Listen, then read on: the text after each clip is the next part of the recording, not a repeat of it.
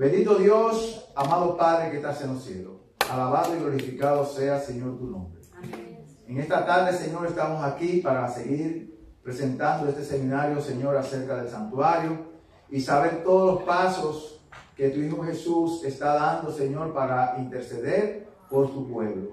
Te pedimos, Señor, la presencia del Espíritu Santo para que nos acompañe y todos podamos salir bendecidos, Señor, de tu palabra. Te lo pedimos en el nombre de Jesús. Amén. Amén. Entonces, el Señor Jesucristo ahora mismo está aquí, pero tuvo que pasar por aquí. Ya vimos que Jesús viene desde el sacrificio, la resurrección, sepultura, ha pasado por la mesa de los panes, por el altar, por el candelabro, y llega aquí a las oraciones de los santos, ¿verdad? Apocalipsis 8, del 2 al 5.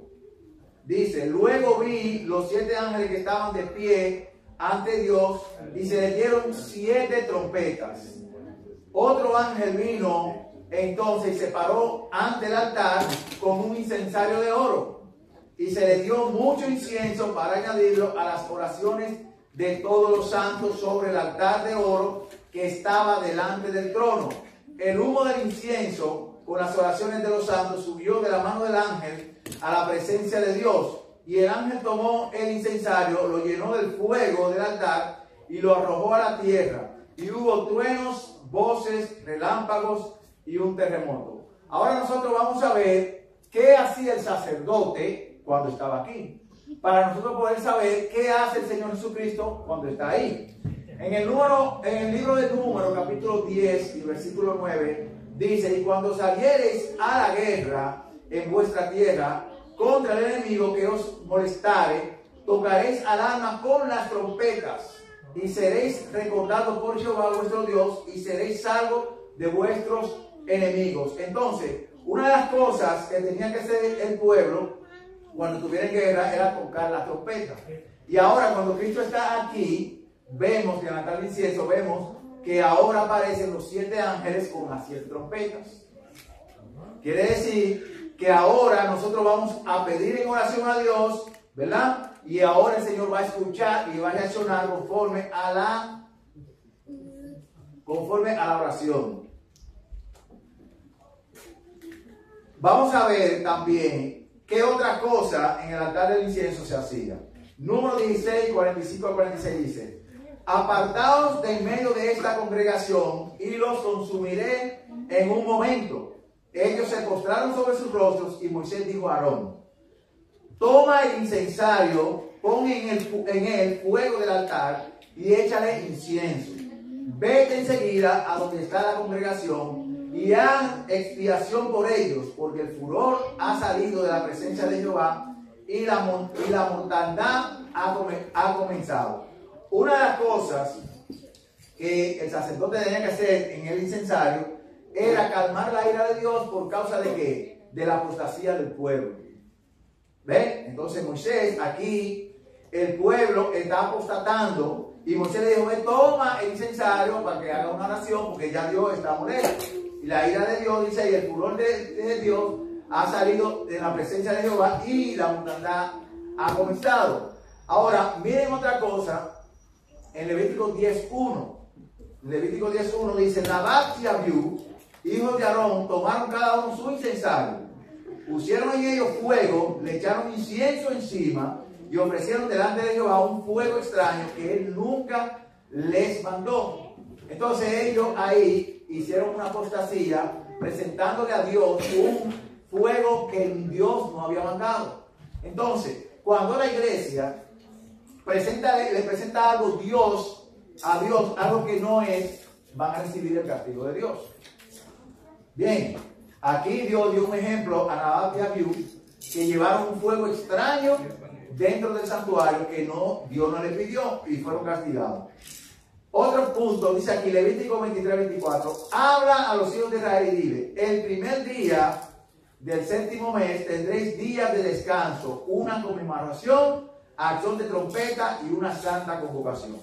Otra cosa que se hacía para tocar trompeta era para anunciar el paso del sumo sacerdote del lugar santo al lugar santísimo. Entonces nosotros vamos a ver en la trompeta que en qué trompeta se toca esa trompeta para anunciar que se iba a empezar el ministerio en el lugar santísimo. ¿Van conmigo? No sé, ok. Vamos ahora a la primera trompeta. Apocalipsis 8:7 dice: el primer ángel tocó la trompeta y hubo granizo y fuego mezclados con sangre que fueron lanzados sobre la tierra, y se quemó la tercera parte de los árboles y toda la hierba verde fue quemada. Recuerden que yo les dije a ustedes que la primera iglesia, Éfeso, la debemos estudiar con el primer sello del caballo blanco, pero también la debemos estudiar con la primera trompeta. Lo que quiere decir que la primera trompeta suena en el periodo apostólico. Y nosotros vimos entonces que cuando estén en guerra, el Señor va a oírlo y va a destruirlo. ¿Verdad que sí? Para salir a la batalla. Entonces, cuando el primer ángel toca la trompeta, Dios entonces va a defender a su pueblo. ¿De qué? Mateo 3:10 dice: además, el hacha, vamos a ver qué significa la tercera parte de los ángeles. Dice: se quemó la tercera parte de los ángeles. Es un juicio de Dios que Él va a mandar ahora para proteger al pueblo. Además, el hacha ya está puesta a la raíz de los árboles. Por tanto, todo árbol que no da buen fruto es cortado y echado al fuego. Entonces, esa palabra está diciendo Juan el Bautista. Y él está diciendo a los judíos que ellos eran ahí representando el árbol. Y él dijo: el árbol que no da buen fruto es cortado y echado al fuego. Porque ellos no querían aceptar el mensaje de Juan. A no recibir el mensaje de Juan, rechazaron entonces a Jesucristo. Ustedes saben que todo el que rechaza el mensaje de los tres ángeles, ¿verdad?, le va a pasar lo mismo que le pasó a él. Romanos 2:8-9 dice: pero ira y enojo a los que son contenciosos y no obedecen a la verdad, sino que obedecen a la injusticia. Tribulación y angustia sobre todo ser humano que hace lo malo, sobre el judío en primer lugar, y también sobre el griego. ¿Por qué sobre el judío primeramente? Pues fueron primeros que recibieron el mensaje, la verdad.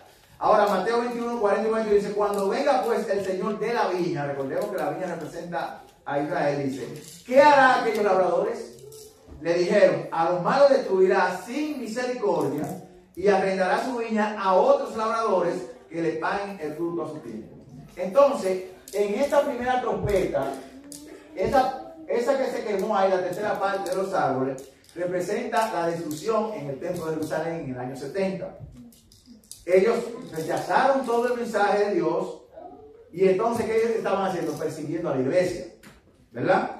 Entonces, ahora cuando suena la trompeta, acuérdense, yo les había dicho que Jesucristo se mueve, cada día se movía uno aquí en los tres muebles, pero Juan presenta la visión de cada mueble individual. Entonces, la época de los apóstoles, entonces, Jerusalén es destruida en el año 70. Cuando llegó cerca de la ciudad, al verla lloró por ella diciendo, eso está hablando de Jesucristo, de lo que le iba a pasar: si también tú conocieras a lo menos en este tu día lo que es para tu paz, pero ahora está encubierto a tus ojos. Vendrán días sobre ti cuando tus enemigos te rodearán con cerca, te sitiarán y por todas partes te estrecharán. Te derribarán a tierra y a tus hijos dentro de ti, y no dejarán en ti piedra sobre piedra, por cuanto no conocisteis el tiempo de tu visitación. Hasta el día de hoy el templo no se ha reconstruido. Hechos 13:46. Entonces Pablo y Bernabé, hablando con valentía, dijeron: a vosotros, hablando de los judíos, a la verdad era necesario que se os hablara primero la palabra de Dios, pero puesto que la desecháis y no os juzgáis dignos de la vida eterna, nos volvemos a los gentiles. Nosotros estamos viendo que Dios se está retirando no de las personas de la nación, pero sí de la nación como pueblo que tenía anteriormente, para que fuera luz a toda la nación.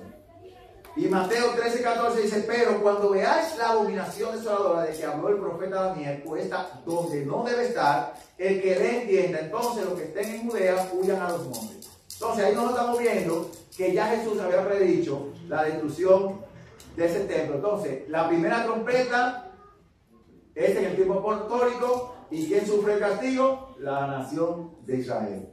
Ahora, Apocalipsis 8, de 8 al 9, la segunda trompeta. El segundo ángel tocó la trompeta y algo como un gran monte ardiendo en fuego fue precipitado en el mar. La tercera parte del mar se convirtió en sangre, murió la tercera parte de los seres vivientes que estaban en el mar y la tercera parte de las naves fueron destruidas. Ahora vamos a ver Gálatas 6:7, vamos a ir viendo entonces a qué se está refiriendo esta segunda trompeta. No os engañéis, Dios no puede ser burlado, pues todo lo que el hombre siembre, eso también segará. Ahora dice Isaías 10:5-6, ay de Asiria. Nosotros vamos a ver qué es lo que está pasando aquí. Un gran monte ardiendo en fuego. Vamos a ver qué fue lo que pasó aquí. Ay de Asiria, vara y bastón de mi furor, en su mano he puesto mi ira. La mandaré contra una nación perfida, contra el pueblo de mi ira, la enviaré para que quite los despojos y arrebate la presa y lo ponga para ser pisoteado como lodo de la calle. Miren, ¿qué nación utilizó Dios para la destrucción de Jerusalén? A Roma, ¿verdad? El general Tito fue y destruyó allá. Ahora nosotros vamos a ver qué ejemplo nos da la Biblia cuando Dios utiliza una nación pagana para castigar al pueblo. Entonces, aquí donde dice que Dios utilizó a Siria, dice, vara y bastón de mi furor, en su mano he puesto mi ira. O sea, Dios utiliza ese pueblo pagano para castigar a su pueblo, ¿verdad? Entonces, miren lo que dice Isaías 10:12. Pero acontecerá que después que el Señor haya acabado toda su obra en el monte Sión y en Jerusalén, castigaré el fruto de la soberbia del corazón del rey de Asiria. O sea, Dios utiliza a la nación de Roma para castigar a Israel. Pero como la nación de Roma no se convierte al pueblo de Dios, Dios ahora a ellos también lo va a castigar. Y eso es lo que nosotros vemos aquí. Dios primero utiliza a la nación de Asiria para destruir a Jerusalén, pero después va a castigar a Asiria, aquí. Entonces usa Roma para castigar, pero ahora va a castigar a Roma. Y es lo que nosotros vamos a ir viendo en las trompetas. Otro ejemplo. Ahora es con Babilonia. Dice aquí, y ahora yo he puesto todas estas tierras en manos de Nabucodonosor, el rey de Babilonia, mi siervo.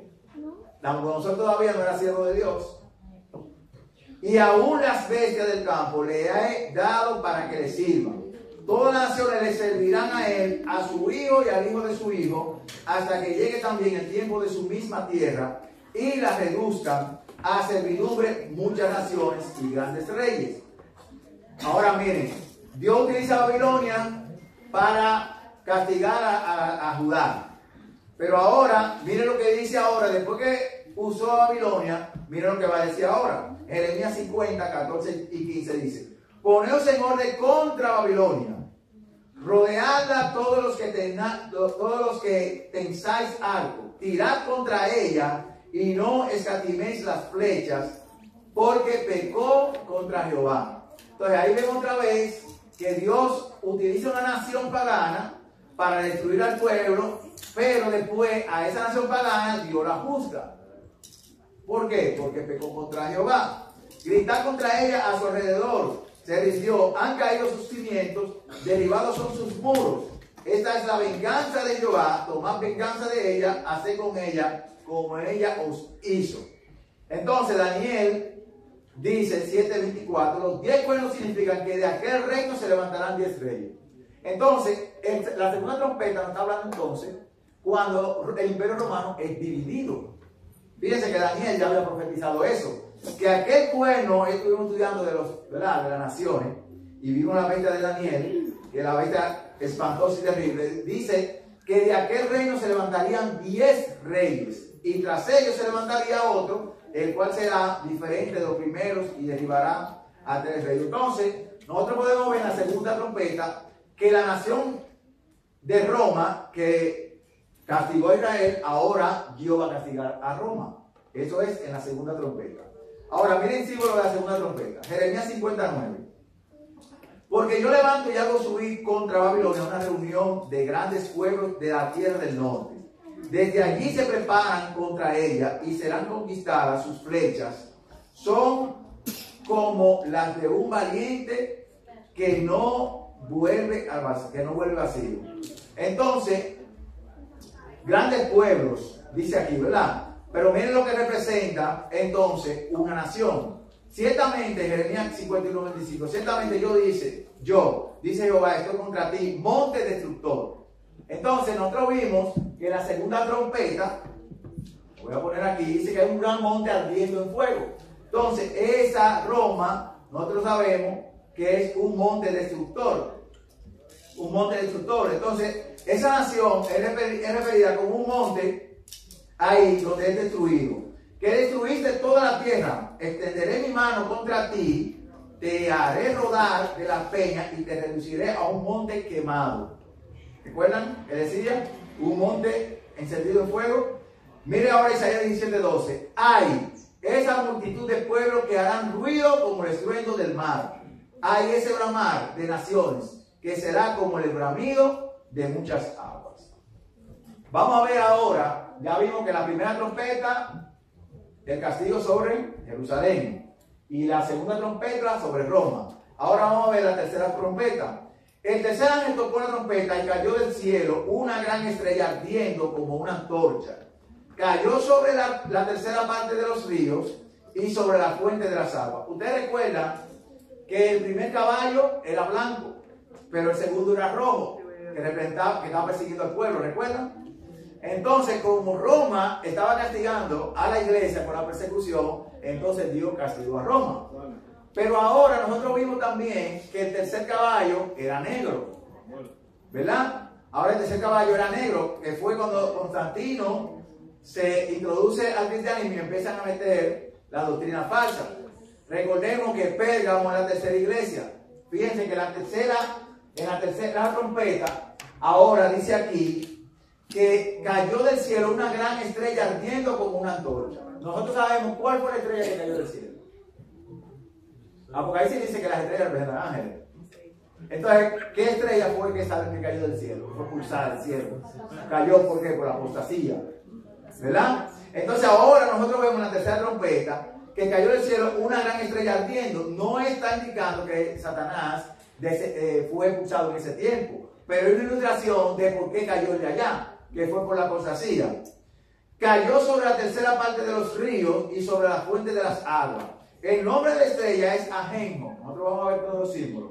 La tercera parte de las aguas se convirtió en Ajenjo y muchos hombres murieron a causa de esas aguas porque se volvieron amargas. Entonces vamos a ver en esta trompeta, como es paralela con los otros temas estudiados, dice aquí Apocalipsis 1:20, oigan. Respecto al misterio de las 7 estrellas que has visto en mi diestra y de los 7 candelabros de oro, las 7 estrellas son los ángeles. Ya nosotros sabemos que esa estrella que está cayendo es un símbolo del ángel, ¿verdad? De ángeles. Apocalipsis 12:4, su cola, está hablando del dragón, arrastró la tercera parte de las estrellas del cielo y la arrojó sobre la tierra. Y el dragón se paró frente a la mujer que estaba para dar a luz a fin de devorar a su hijo tan pronto como naciera. Nosotros sabemos ya que esa estrella que fue arrojada es Satanás, ¿verdad?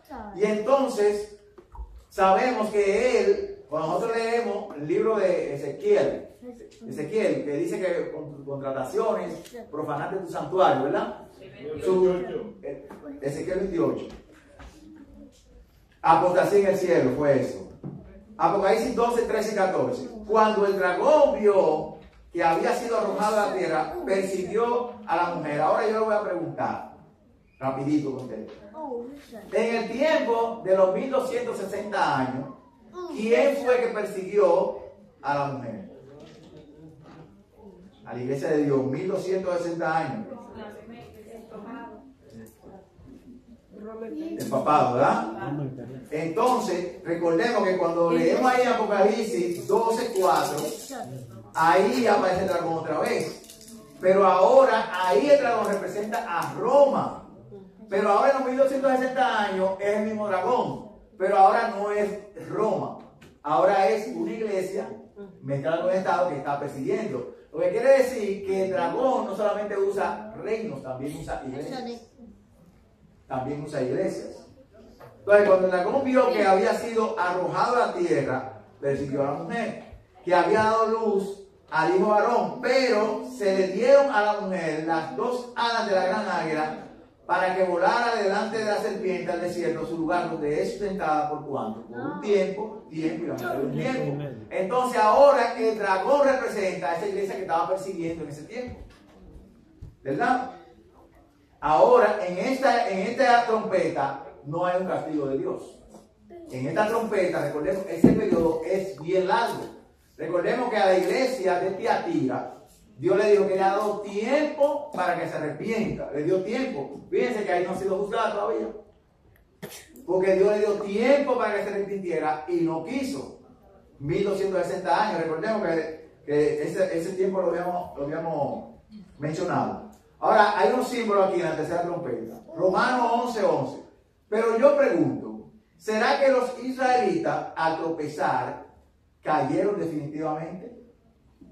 Recordemos que una estrella cayó, tropezó.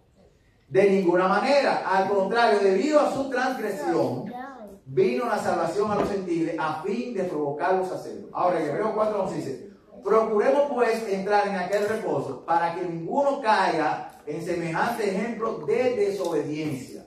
Entonces, esta tercera trompeta nos está mostrando nosotros cuando está entrando la apostasía a la iglesia, pero no va a ser juzgada. Recordemos ¿qué le dijo Moisés a Aarón cuando el pueblo estaba apostatando? Toma el incensario y ora para que Dios, ¿vieron?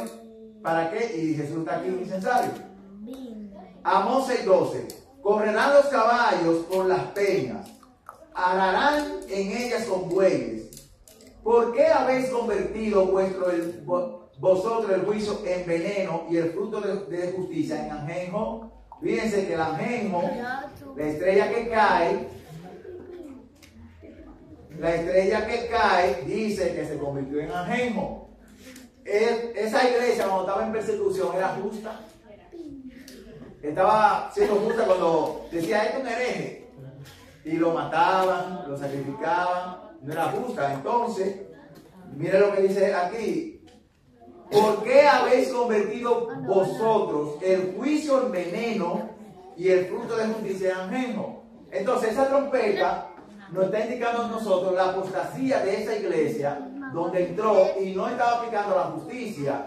Y entonces lo que ellos estaban haciendo se estaba convirtiendo en veneno. Por eso la trompeta dice que muchos murieron por causa del veneno.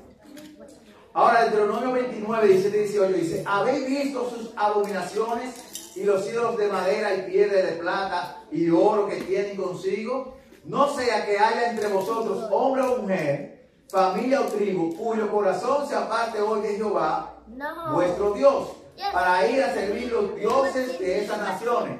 No empezaron a entrar imágenes y empezaron a adorar todas esas cosas en ese tercer periodo. Claro. Entonces se habían apartado de Dios para ir a servir a los dioses de esas naciones, no sea que haya en medio de vosotros raíz que produzca hiel y ajenjo. Otra vez el ajenjo. ¿Por qué? Porque empezaron a adorar imágenes. Ahora vamos al cuarto. El cuarto ángel tocó la trompeta y fue herida la tercera parte del sol, la tercera parte de la luna y la tercera parte de las estrellas, para que se oscureciera la tercera parte de ellos y no hubiera luz en la tercera parte del día y así mismo en la noche. Vimos que la tercera iglesia había entrado Constantino, ¿verdad? El paganismo. En la cuarta iglesia había entrado la persecución, igual que el caballo negro en la tercera, y el caballo que era amarillo, que le seguía la muerte, en el cuarto. Ahora, aquí dice que se oscurecía la tierra, la tercera parte de ellos, y no hubiera luz. Ahora vamos a ver lo que dice aquí. Miren, Génesis 1:16, para poder entender por qué la tercera parte del sol y la tercera parte de la luna y la tercera parte de las estrellas estaban oscurecidas. ¿Para qué fue que Dios hizo esa lumbrera? Mire, dice aquí, hizo Dios las dos grandes lumbreras. La lumbrera mayor para que señoreara en el día y la lumbrera menor para que señoreara en la noche. E hizo también las estrellas. Entonces todos esos astros Dios lo hizo para que iluminaran. Pero en la cuarta trompeta, la tercera parte se ha puesto oscura. Se ha oscurecido. Ahora miren que dice Malaquías 4:2. Mas para vosotros los que teméis mi nombre, nacerá ¿quién?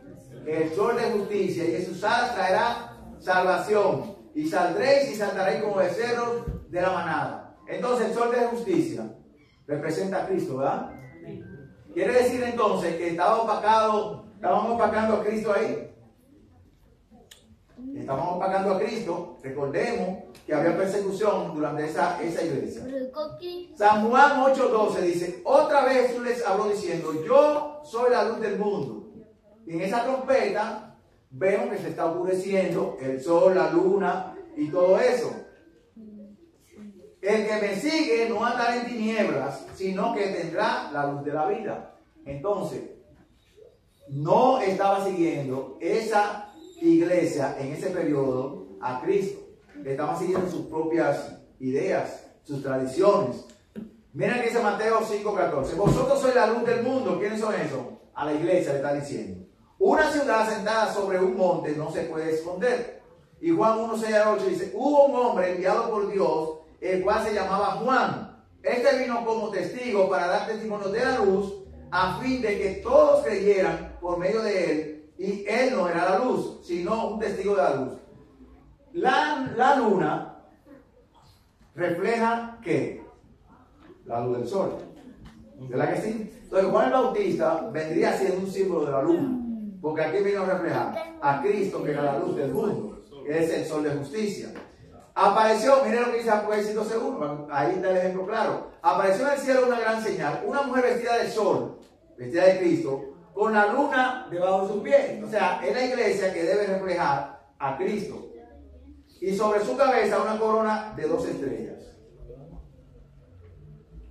Miren lo que dice aquí Daniel 8:9-12. Estoy hablando del cuerno pequeño.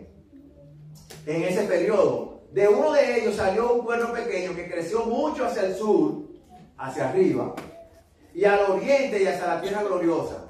Creció hasta llegar al ejército del cielo, y parte del ejército y de las estrellas echó por tierra. Es lo mismo que está sucediendo en la cuarta trompeta, que se oscureció la tercera parte de los astros del cielo, y la pisoteó, aún se engrandeció frente al príncipe de los ejércitos, por él fue quitado el sacrificio continuo. Recuerden que en el primer tema yo les dije a ustedes que la palabra sacrificio en el idioma original no aparece, sino es el continuo. Y nosotros vamos a ver hoy por qué el sacrificio no va, sino el continuo. Y el lugar de su santuario fue echado por tierra. El santuario es donde celestial. Pero ese santuario fue echado por tierra. A causa de la prevaricación le fue entregado el ejército junto con el sacrificio continuo. Otra vez la palabra sacrificio que no va. Echó por tierra la verdad e hizo cuanto quiso y prosperó. ¿Por qué prosperó? Porque Dios le dio tiempo y no quiso arrepentirse. Entonces yo le digo a ustedes que es importante nosotros saber esto del santuario. ¿Por qué? Porque el cuerno pequeño lo echó por tierra. Por eso hoy en día mucha gente no entiende las profecías y no entiende que lo que estaba aquí adentro, los 10 mandamientos, no hay que guardarlos. Porque al echar el santuario por tierra, ellos no han entrado aquí. Muchas personas llegaron aquí, Cristo murió y resucitó. Ahí se paran. Ellos no han entrado aquí. ¿Entienden? Entonces al no entrar aquí, ellos dicen, Jesucristo eliminó todo. ¿Por qué? Porque Cristo cumplió, pero con esto todavía les faltaba cumplir con esta parte. ¿Entienden? Entonces, como para ellos Cristo cumplió, aquí ya ellos abolen todo esto. Y muchos dicen, no es santuario. Pero estamos viendo que hay un santuario en el cielo, ¿o no? Sí. Estamos viendo. Josué 5:14, no, respondió él, sino que he venido como príncipe del ejército de Jehová. Entonces Josué postrándose en tierra sobre su rostro, lo adoró y le dijo, ¿qué dice mi señor a su siervo? Miren ahora el servicio continuo.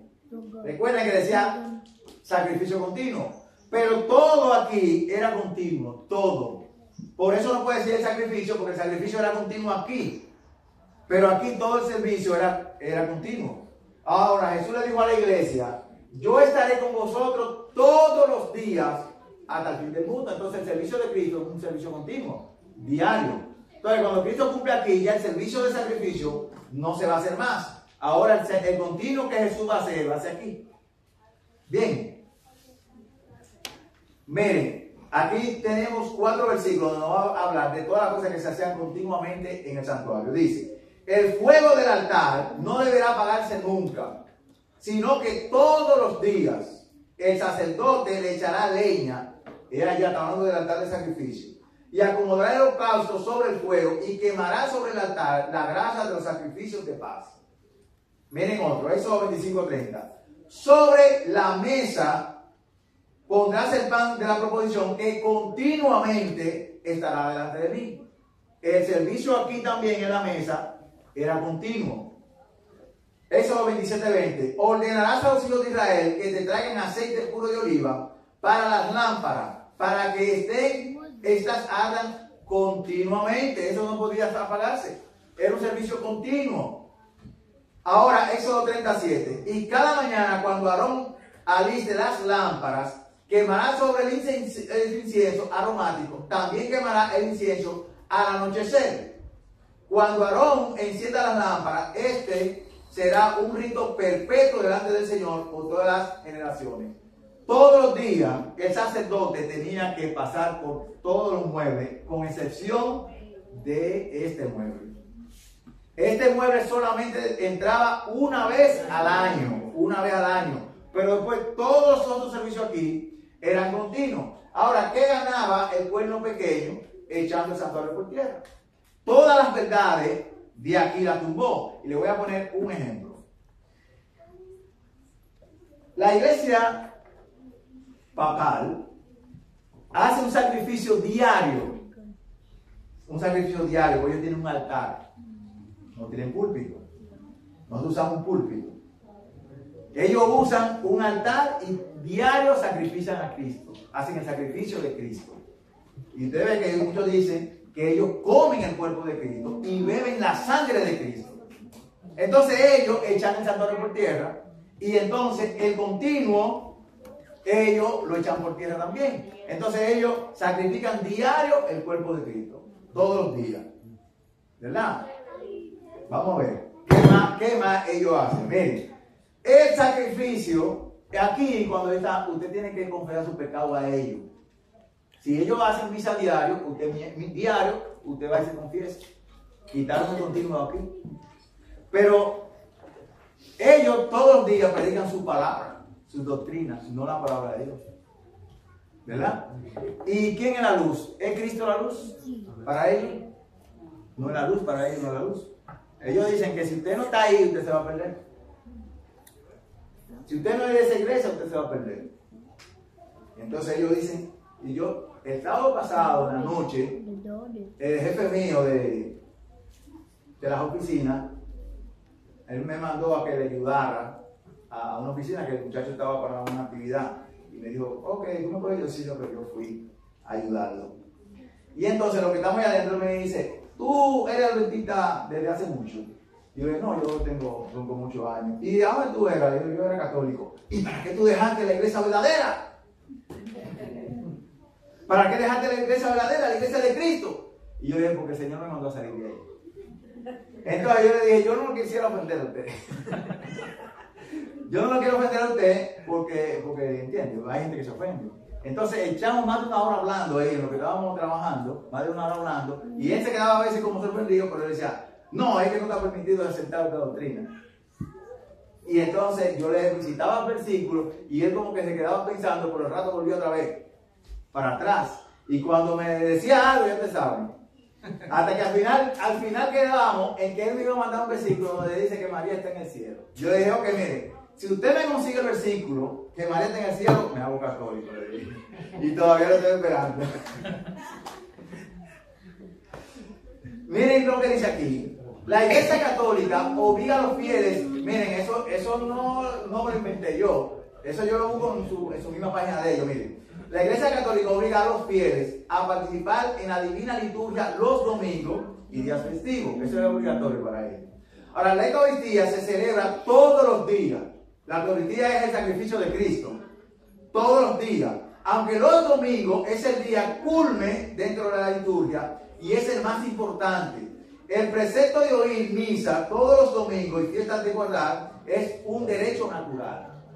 Ahora, mire el incensario. Un incensario católico es una vasija suspendida por cadenas que se utiliza para quemar incienso en las misas solemnes.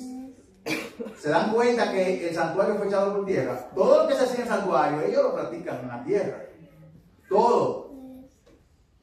Vísperas, bendiciones, procesiones y otros oficios importantes de la iglesia. También se le llama comúnmente turíbulo. El incensario es un recipiente metálico con forma de copa o campana. Se utiliza para quemar incienso durante las ceremonias religiosas. Ahora, se antepone la tradición a la Biblia. Recordemos que si echó el santuario por tierra, cuando Jesucristo está aquí, que cada sábado tiene que cambiar el pan, ellos es el domingo que lo presentan. Pero ellos dicen que la tradición está por encima de la Biblia. Por encima de la Biblia. Por lo tanto, no se exige que los católicos lean la Biblia. No se exige eso. Y aunque la leyeran, esta debe ocupar un lugar secundario. La tradición es primero. La Iglesia Católica afirma que los cristianos primitivos dependieron de la tradición oral antes de recibir la palabra escrita. Y que por consiguiente se deben entender las escrituras a la luz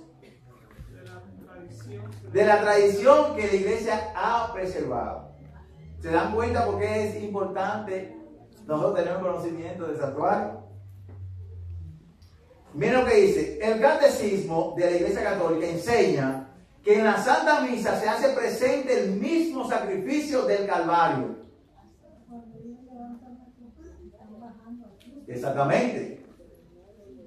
Al celebrar el sacramento de la Eucaristía, en ella el sacerdote celebrante, óyeme, que representa a Cristo, consagra el pan y el vino, pronunciando una fórmula sacramental, palabra de la consagración para los latinos, epíclesis para los orientales, que causará transubstanciación, transformándolo en el cuerpo y la sangre de Cristo. O sea, que cuando ellos toman esa, ¿cómo se llama eso? A mí se me olvidó. ¿Alguien tiene idea? La hostia es el macizo. Ellos tienen una figura que tiene una bola, ¿verdad? Ahí tienen la hostia. Entonces ellos dicen que cuando ellos oran, el cuerpo de Cristo entra ahí. ¿Entienden? Entonces ellos entienden que ellos están comiendo de verdad la carne de Cristo, no un pan que hizo un hombre, que es la carne de Cristo. Hebreos 9:28 dice, así también Cristo, ¿cuántas veces ha ofrecido? Una sola vez para llevar los pecados de muchos, y aparecerá por segunda vez en relación con el pecado para salvar a los que lo esperan. Entonces, si Cristo murió una sola vez para siempre, ¿cómo es que ellos todos los días lo sacrifican? Todos los días, hermano. Echaron el santuario por tierra. Hebreos 10:10 dice, en esa voluntad somos santificados mediante la ofrenda del cuerpo de Jesucristo, hecha una vez para siempre, no todos los días. El Señor le bendiga. Amén.